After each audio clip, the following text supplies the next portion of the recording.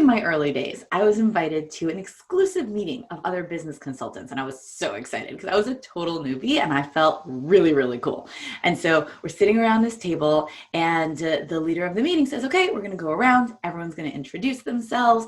Estie, why don't you go first? So now I get up, like all important, and I'm like, hi, I'm Estie Rand, and I help people make more money with their businesses.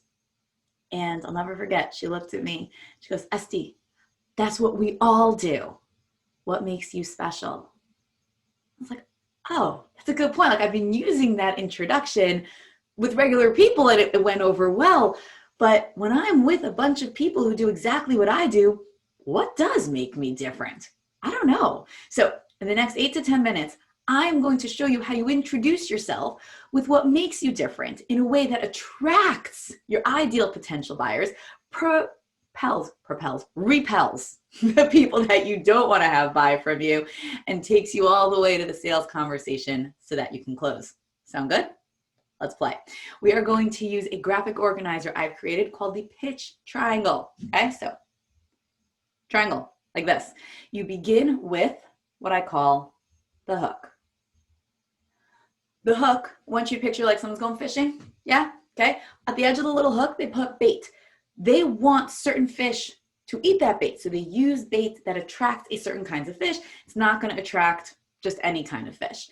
And when you have your hook statement, your initial thing that you say to people that you meet, describing what you do, you want it to attract the right people.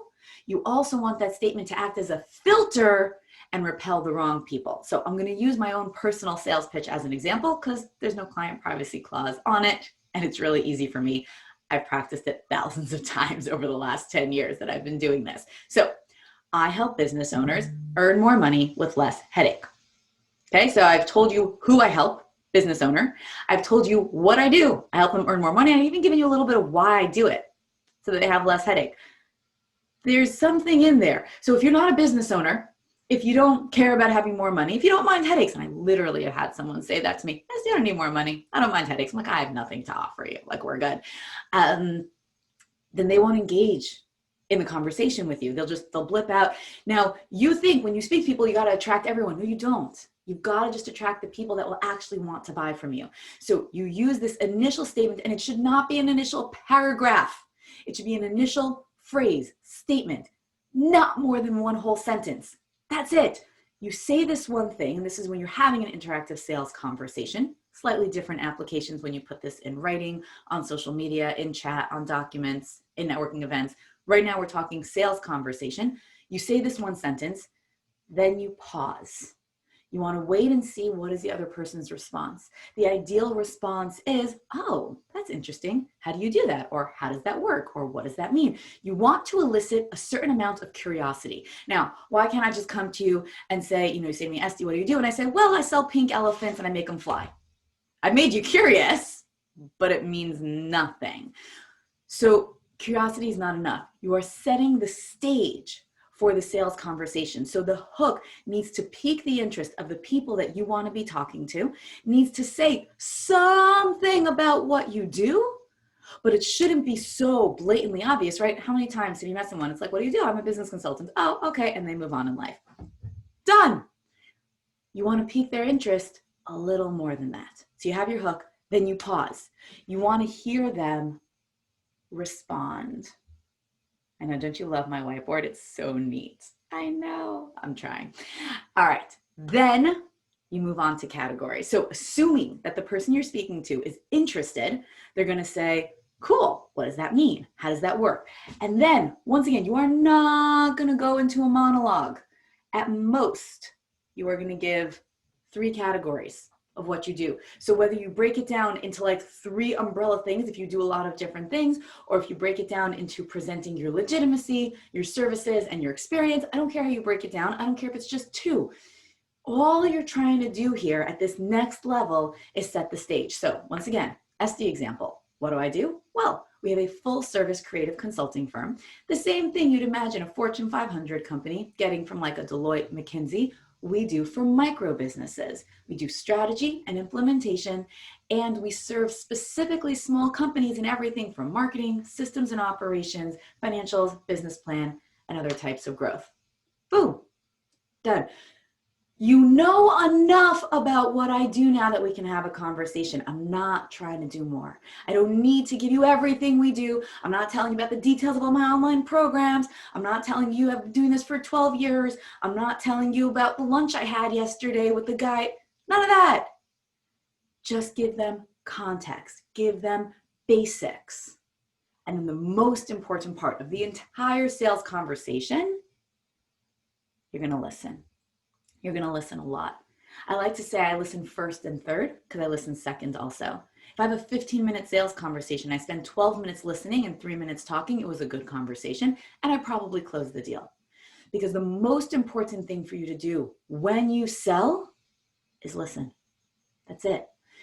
You want to just set the stage. So you initially filter in the people you want, filter out the people you don't want. You use the categories to set the stage of what is this conversation going to be about. And then you start listening. You ask listening questions, right? So my best question is always, tell me more about what you do. Tell me what you're working on. Let's see how I can help. Something like that. Just open it up. Depends on your field, right? For people that are in sensitive professions, whether it's healthcare, psychological services, things that people don't necessarily want to admit to needing help with, I always say, do you know anyone that deals with this? Then they're free to say if it's them or someone else. There's ninja hacks in here, yeah? But the basic context is filter in and filter out, set the stage, now listen. Ask questions. Don't ask yes or no questions. Ask open questions that are in line with genuinely hearing, okay? So we're not doing attacks. We're not doing like an interview, okay? We are having a conversation, human to human. I know, are you shocked? This is real sales. This is genuine, non-salesy, honest, real salesmanship. Care about the person you're talking to. Care enough to actually hear what they're saying. Now, at the same time, you are filtering what they're saying. Do they have a problem that I solve in this conversation? So you're directing the conversation within the context of the stage you set, right? People might have a lot of problems. You're not talking about the fungus in their toe and the fact that their marriage is on the edge. If that isn't what you do, you're talking about the thing that you help people with, the thing that your company does. This is true if you were doing services, business to consumer. This is true if you're a giant corporation and you're doing corporate sales. This structure will work across boundaries, across industries, across everything. When you are done listening, never really done listening, but when you've heard enough and the person feels heard, so you're reflecting, you're engaging in a conversation, you move to what I call the focus pitch. You know what? This is just too messy. I'm going to make that go away. This looks better, doesn't it? Yeah, it's close. I deleted the triangle. You can still see it. So you have your hook, categories, listening, and focus pitch. Okay? The focus pitch has a bunch of little lines because you never know exactly what you're going to say at that stage. You have a general idea. You have certain things that you like to bring up. You want to say who your services are for and who it's not. You want to tell them which element of what you do solves their problem. I don't care if you're selling clothing or concierge travel services, okay? You are trying to solve the problem that you just listened to them tell you about. So your focus pitch, you are focusing. Don't dump everything in the kitchen sink in here. You are focusing on the specific thing that you can help them with based on what they've told you. This is sales. And then you close the deal because you've told them what you do. They're interested or they wouldn't have asked more questions. You've set the stage. You've listened to them discuss the problem they have that you solve, and then you've told them how you solve it. Now, you've obviously worked out the rest of your marketing strategy so that your product works, your pricing works, your placement, your positioning, and all those things are set. Now you close the deal. Now, here's one last thing. This sorts itself out with practice. In the 12 years that I am doing this, and I've been using this specific triangle model I developed probably almost 10 years ago already, right? So we've tested this on like thousands of people at this point. It works. It's never perfect the first time. Never. Never.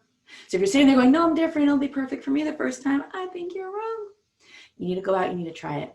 You need to practice, you need to speak to people. At one point, I was playing with my pitch. I was trying to explain how what I do changes the paradigm of people. I'm like, oh my God, it's like glasses. So I started introducing myself, trying to explain that it's like putting on different glasses. People are like, Estie, you sell glasses now? I'm like, no, you look at business a different way. It's almost like putting on different glasses. Oh my God, it felt so flat. It felt so bad. It felt so bad. So sometimes you go out there and it doesn't work. If it doesn't work, try a different version. And if that doesn't work, try a different one. Keep going until it starts to click and you're getting into the right conversations with the right people, because it's not about glasses, it's about business. So go out there, know that it won't be right the first time, but your aim of the game is the triangle. Hook them in, get them curious, make sure it's relevant, repel the ones that don't apply, get to those categories, listen, first, second, third, fourth, fifth, and 17th, and then focus in your sales pitch on the piece that you actually solve for them. Enjoy.